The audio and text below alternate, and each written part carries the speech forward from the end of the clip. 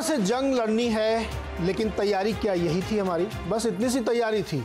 एक हफ्ते में पोल खुल गई।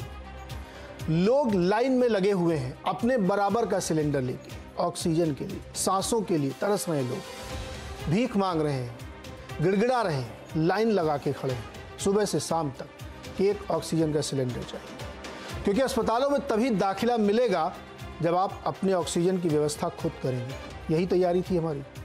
इसी के लिए बड़े बड़े दावे करते थे कि बहुत तेज़ी से बढ़ती इकॉनमी है, दुनिया में सबसे तेज हम बढ़ रहे हैं। तैयारी यही थी हमारी। अस्पतालों की हालत देखिए कि सरकारों को छोड़ करके अस्पताल खुद कोर्ट जा रहे हैं। मैक्स हॉस्पिटल हो, सरोज हॉस्पिटल हो, ये सारे अस्पताल गुहार लगा रहे हैं कोर्ट से कि हमें ऑक्सीजन दीजिए, हमारे पेशेंट्स के लिए कुछ घंटे की ऑक्सीजन बची है। यही तैयारी थी हमारी। इसी के लिए हम बड़े बड़े दावे करते थे कि हमने बहुत सारे बेड्स बना लिए हैं, वैक्सीनेशन चल रहा है, लेकिन पोल खुल गई। एक हफ्ते में कलई खुल गई और लोग एक एक सांस के लिए तरस रहे हैं।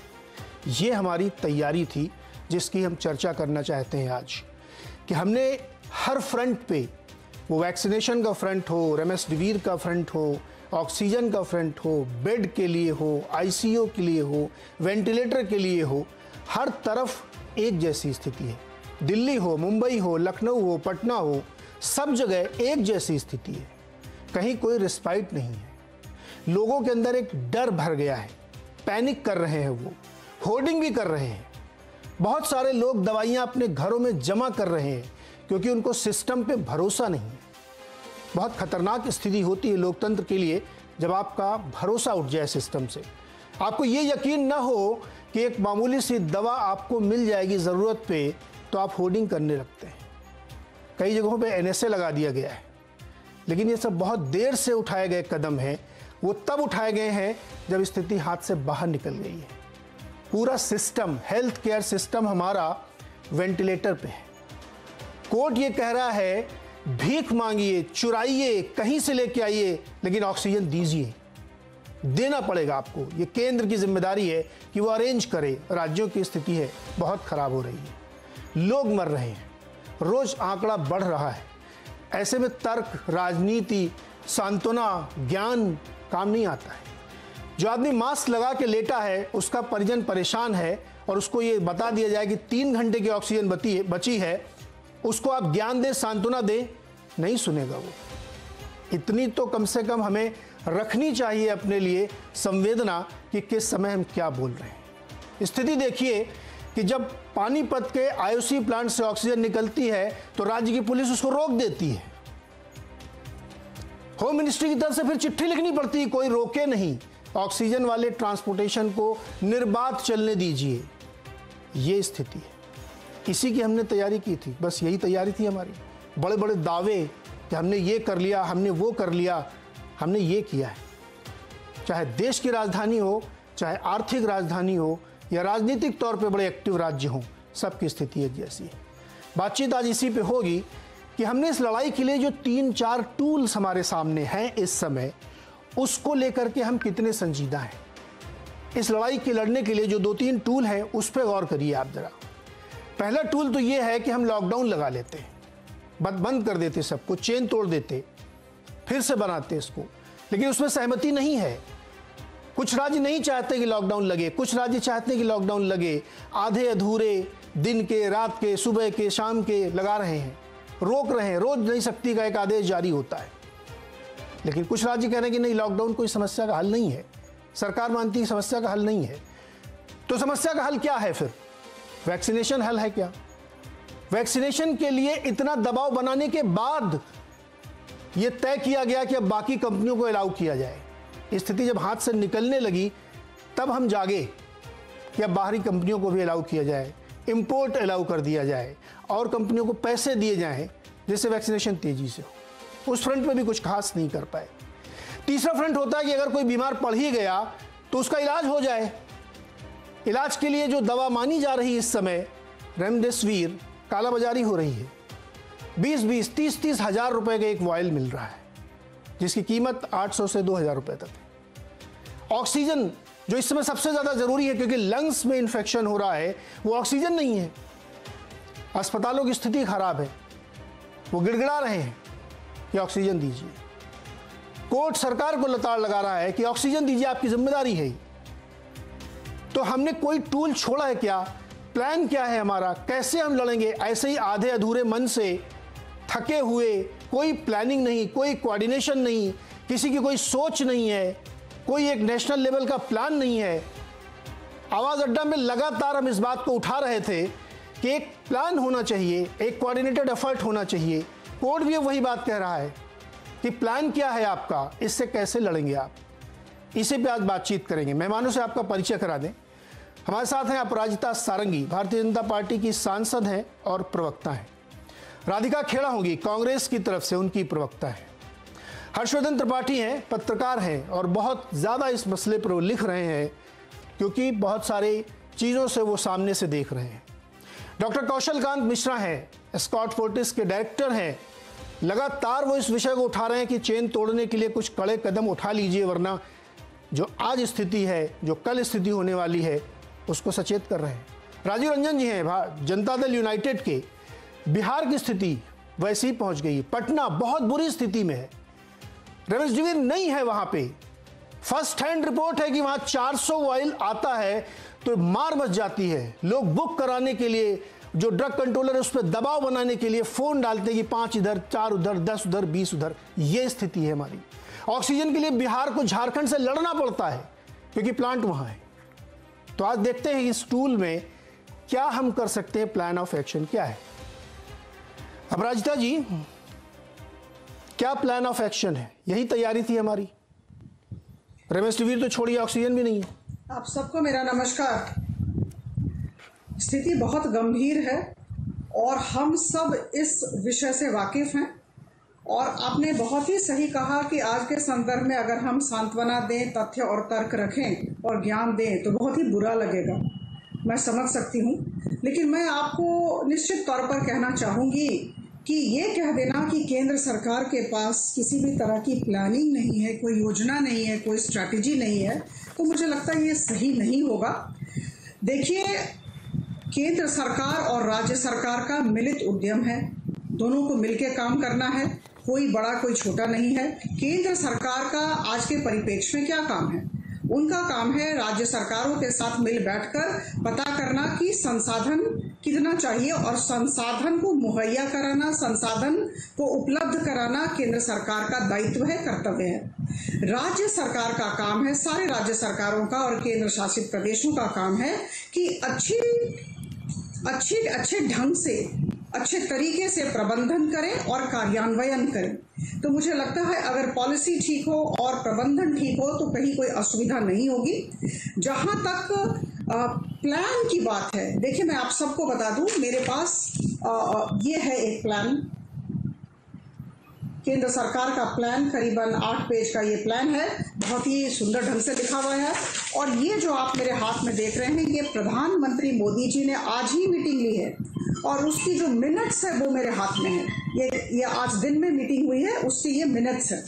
मैं आपको बता दूं, बहुत ही विनम्रता के साथ लेकिन आत्मविश्वास के साथ कहूंगी कि जहां तक ऑक्सीजन की बात है, ये ना कहीं कि देश में ऑक्सीजन की कमी है, हमें ठीक से वितरण करना है, हमें देखना है कि कहीं होर्डिंग ना हो। मैं आपको कुछ तथ्य देती हूँ। मैंने कहा कि अभी तथ्य और तर्क देने से किसी को अच्छा नहीं लगेगा, लेकिन क्षमा करें, मुझे थोड़ा सा तथ्य देने के लिए 1 मिनट दें।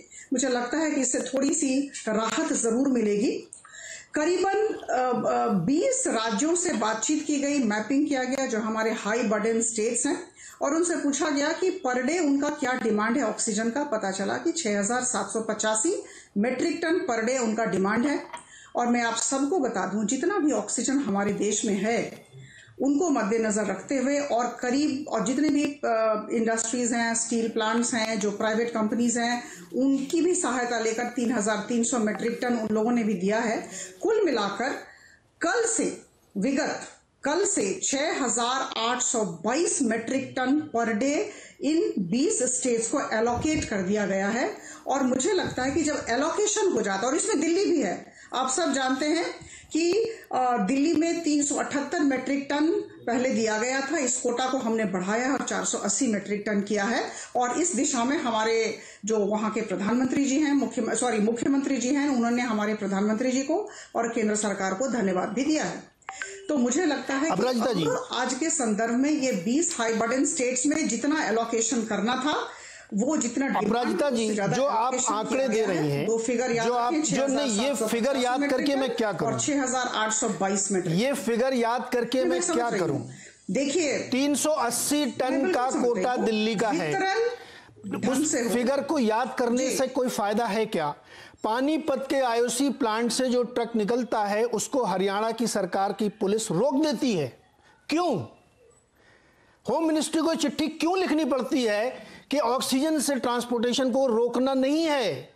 ये चिट्ठी क्यों लिखनी पड़ती है? ये आंकड़े सुना देने से उस व्यक्ति को राहत मिलेगी क्या जिसके मुंह में मास्क लगा हुआ है, जिसके मुंह में ऑक्सीजन लगा हुआ है? मैं तथ्य और तर्क इसी वजह से नहीं देना चाहती थी। अभी we are all very angry and we are very dissatisfied, हम समझ रहे हैं, लेकिन तथ्य और तर्क से मुझे लगता है कुछ तो सांत्वना मिलती है कि काम चल रहा है और स्ट्रैटेजी। सांत्वना तब मिलेगी जब ऑक्सीजन मिले। आप सोचिए, आधारहीन है ऐसा नहीं कहना। अपराजिता जी, केंद्र सरकार, अपराजिता जी, ये तो मैं, कई अस्पतालों ने सीधे कोर्ट का रास्ता लिया है, कई अस्पतालों ने दिल्ली के, वो केजरीवाल के पास नहीं गए, वो होम मिनिस्ट्री नहीं गए, उन्होंने कोर्ट में जाके कहा कि कृपा करके मुझे ऑक्सीजन दिलवाइए, हमारे इतने पेशेंट्स के पास कुछ घंटों की ऑक्सीजन बची है।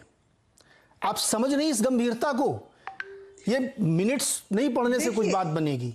इस परिप्रेक्ष्य में मैं कह दूं, अभी दिल्ली सरकार को और अन्य राज्य सरकारों को ये देखना चाहिए कि जो भी एलोकेशन आया है उसका वितरण ठीक ढंग से हो।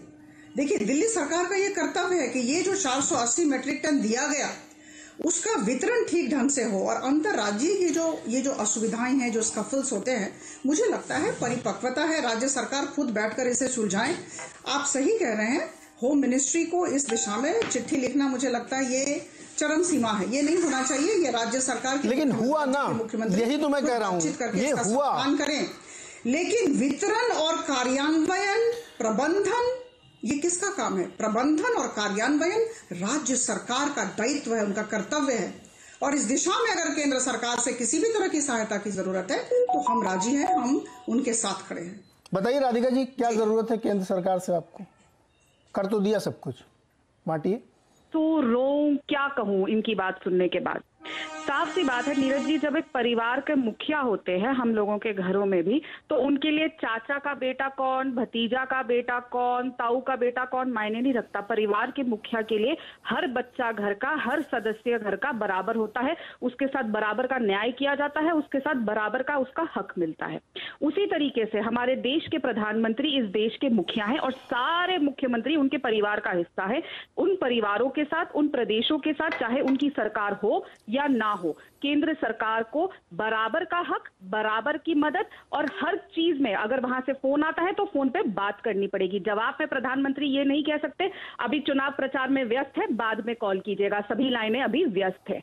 तो ये बात बहुत जरूरी है जो देश के प्रधानमंत्री को समझने की जरूरत है। वो सिर्फ देश के वो इस समय देश के प्रधानमंत्री हैं, उनको लोगों ने चुन के वहां दोबारा बिठाया है, वो भाजपा के प्रचार मंत्री नहीं है। और बहुत अच्छा हुआ सांसद साहिबा ने एक बात कही, जब वो बोल रही थी, उन्होंने कहा प्रबंधन होना चाहिए, पॉलिसी ठीक होनी चाहिए। आपकी सरकार का क्या प्रबंधन और क्या पॉलिसी थी? जब हम बात कर रहे हैं इस समय, तो दिल्ली में 6 ऐसे अस्पताल हैं जहां पे ऑक्सीजन बिल्कुल खत्म हो चुका है। मैं दिल्ली से आती हूँ, घर से निकलना बहुत डरावना दृश्य है। आप किसी भी क्रेमेटोरियम के बाहर से निकलेंगे ना, इतनी लंबी लाइन मैंने अपने 35 साल के जीवन में आज तक नहीं देखी है। पूरे लाइफ में इतने लोग नहीं देखे होंगे जितने एक दिन में देख लेंगे आप।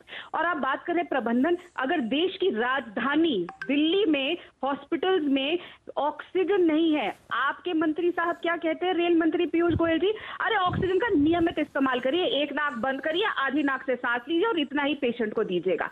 आप लोग कोई तमाशा कर रहे हैं? कभी आके आपके कोई, आज बहुत दुख की बात है, हमारे देश के एक नेता सीताराम येचुरी साहब के बेटे की मौत हो गई कोरोना के चलते, एक 35 ईयर ओल्ड यंग बॉय की, जो बार बार कहा जाता है कि ये शायद युवाओं को नहीं कर रहा। तो इनके लोग, इनके नेता आके क्या कहते हैं कि अच्छा हुआ एक चाइनीज नेता को चाइनीज वायरस के उनके बेटे को मार लिया, ये सुनने को मिल रहा है। आज सामने आता है गृह मंत्री अभी भी रैली कर रहे, 3 आज उनकी रैली थी। देश के पास यहाँ सांस लेने को नहीं है। मुझे जी राधिका जी, कि मैं इनकी बातों पे हंसू रो। राधिका जी, आप समझ रहे? राधिका जी, अभी मैं आपको भी पूछता हूँ, माहौल बिगाड़ने में आप लोगों भी कम नहीं थे।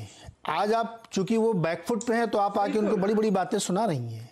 आप ही लोग थे ना जो कह रहे थे कि मुझे भाजपा की वैक्सीन नहीं लगवानी है, पूरा कूड़ा कर दिया है। नहीं, बात सुनिए, पहले सवाल सुनिए। देखिए, सवाल आपको पर्सपेक्टिव में समझने पड़ेंगे।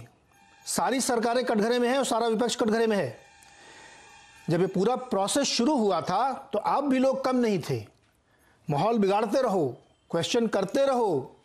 आज वही लोग लाइन लगा के खड़े वैक्सीन के लिए, ऑक्सीजन के लिए। नहीं, सुनिए पहले राधिका जी, आप इस पूरी विपदा का जो 3 मैंने बातें कही उसमें से एक ही टूल है जिस पे काम होना चाहिए, वो है वैक्सीनेशन का। मैं देश की सांसद नहीं हूँ, मैं सरकार में नहीं हूँ, इसलिए मुझे बीच में रोका गया और सांसद साहिबा बहुत लंबा बोली, लेकिन मैं फिर बोलूंगी। नहीं, वो इसलिए बोली, सुन लीजिए ना। थे और वो बेहद ही इंसानियत के खिलाफ थे। और आप एक इतने वरिष्ठ पत्रकार होके एक ऐसे वरिष्ठ चैनल पे बैठ के ये बात बोल रहे हैं। आपने शायद हमारी प्रेस वार्ता नहीं देखी और मैंने आपकी प्रेस वार्ता देखी है। नीरज जी, बीच में मत बोलिए, ये तू मैं का समय नहीं है। नहीं तो आप वही बात रखिए जो तथ्यपरक है। मुझे मेरी बात कहने दीजिए, या आप बता दीजिए मैं नहीं आऊंगी, मैं उतर जाती हूँ शो से। अगर नहीं आने ना आने की चॉइस आपकी है, लेकिन आप बरी होके नहीं खड़े हो सकते। जितना दोषी हो उतना ही आप भी हैं। आप बोलने नहीं देंगे, आपने सारे सवाल बोलना है कि और झूठ बोलना है। बहुत जिम्मेदारी से बात बोल। कौन झूठ बोल रहा है? नहीं, झूठ कौन बोला पहले ये बताइए आप। बैठ के झूठने को बोलने दीजिए। आपका कौन झूठ बोल रहा है ये बताइए पहले आप। जो ये बात बोली कि हम एक वैक्सीन के खिलाफ थे, हम किसी वैक्सीन के खिलाफ नहीं थे। हमने जो प्रेस वार्ता करी थी उसमें साफ तौर से कहा था कि जब तक किसी सेकंड स्टेज के रिजल्ट्स नहीं आए हैं, आपने उसको जनता को लगने के लिए कैसे लागू कर दी। जब उसकी रिपोर्ट आ गई हमने कोई सवाल नहीं उठाया। अगर हम उस समय जिस समय उसको अप्रूवल दिया जा रहा था तब आपने ये बात कही थी। झूठ मत बोलिए, याद करिए, फुटेज निकाल के देखिए। इसलिए आप लोग बच के नहीं आ सकते। ये पूरा जो मैनेजमेंट आज तक का कंडम हुआ है वो इसलिए हुआ। लेकिन सुनिए राधिका जी, सुन लीजिए। मुझे आज ये कहना पड़ रहा है कि सीएनबीसी आवाज जैसे चैनल पे और आप जैसे एक ऐसे पत्रकार जिसको देश के सामने सच बोलना चाहिए और सारे। राधिका जी, मैं सच ही बोल रहा हूँ। आप लोग जाके बाहर सच बोलिए, मुंह दिखाने के लायक नहीं है आप लोग। कोई जिम्मेदारी नहीं। आप दिल्ली में किसी जनता को फेस नहीं कर सकते। यहाँ बैठ के ज्ञान मत दीजिए। आप जाइए और जरा पब्लिक को फेस करिए, फिर मुझे बताइएगा। क्या बोल रहे हैं राजीव रंजन जी? आपको सुबह चेहरे में कैसे शीशे में देखते हैं? आप कैसे देखते हैं? आप अपना शक्ल चेहरा देखिए मैडम। हम तो सुबह शाम तक यही देख रहे हैं कि दिल्ली में क्या हो रहा है, महाराष्ट्र में क्या हो रहा है, यूपी में क्या हो रहा है, झारखंड में क्या हो रहा है। आप देख रहे हैं, आप क्या बोल रहे हैं? हाँ, मैं देख रहा हूँ, मैं क्या बोल रहा हूँ। बहुत शर्मिंदगी की बात है। आपको शर्म आनी चाहिए कि किस तरीके से व्यवस्था को आप लोगों ने खराब किया है। और आज आप ये बैठ के मुझे बता रही हैं कि हमने क्या किया है।